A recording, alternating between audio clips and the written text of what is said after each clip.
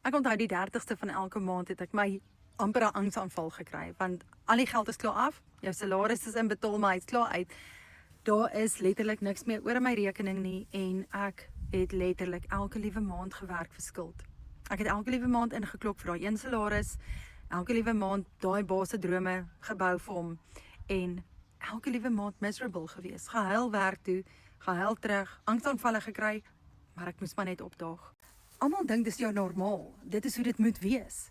Maar 'n jaar terug het ek besluit, weet jy wat?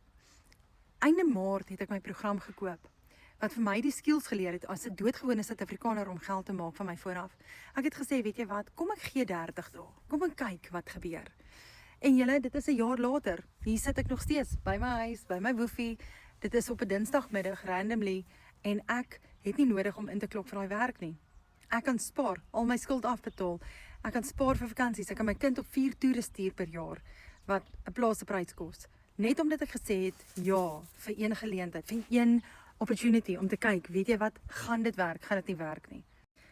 Ek dink die dinge wat my die meeste gepla het is om altyd te maak asof ek okay was.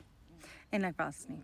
Maar nou besit ek my eie aanlyn besigheid. Ek werk van die huis af, ek het skills geleer om 'n dollar inkomste as 'n doodgewone plain Jane Suid-Afrikaanse mamma te maak. En as jy daar is en jy wil meer weet oor hoe dit werk en wat kan 30 dae vir jou beteken, kom in vir my 30 en ek share daai details.